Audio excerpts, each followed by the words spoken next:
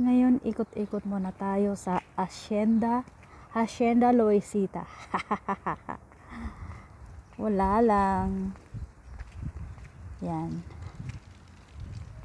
Yan. Walang magawa. Kaya ikot-ikot muna. Titingin-tingin ng tanglad, ng fig, ng mga bulaklak. Yan siya. Kakain ng dates.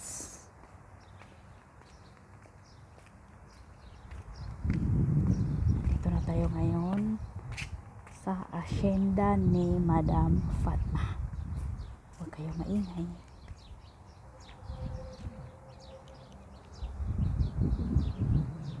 Dito na tayo ngayon sa tanglad. Tingnan mo, ang daming tanglad oh. Oh, pwede na tayo maglechon. Lechon na camel.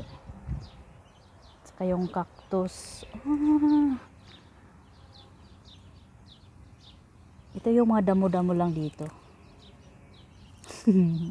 Ganito lang yung damo. Saka yung tanglad. Ang daming tanglad dito. Oh. Tapos yung fig. Ang daming bunga maliliit. Ito yung fig. Hindi pa siya hinog. Pag nahinog yan, yummy. Yummy into my tummy. Diyan. Dito ako aakyat. Kasi may tubig sa loob. May tubig sa dulo. Tingnan ko nga. Yan. Fountain. Baka mahuli ako dito ng tanod.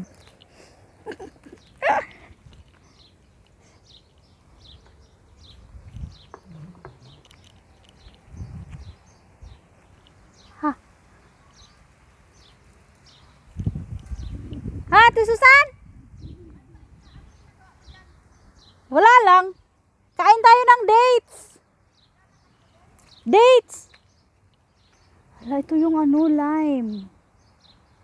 Daming bunga. Daming bunga ng lime. Ito yung mini farm nila. Mini farm.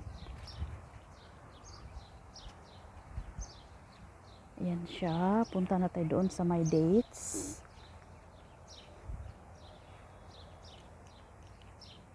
Dates, mga bulaklak.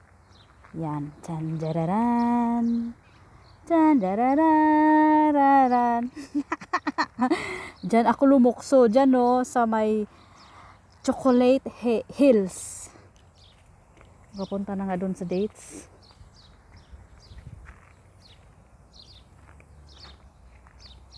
Yan. May din sila dito eh. May Bermuda. Bermudang marikit. Oh, Bermudang marikit. Oh. May dates dito, te, masarap. Papunta na kami sa dates. Mangunguha kami ng dates. Yan. Ang dami. Ayun. Wala, hinog na lahat. Hinog na siya lahat. Yan oh. Yan, para siyang lansones. Yan, ito ang masarap kainin. Yan.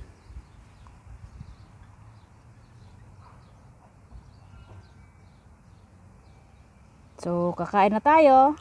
Halika guys, kain tayo ng dates. Ay, may pula. Saglit lang.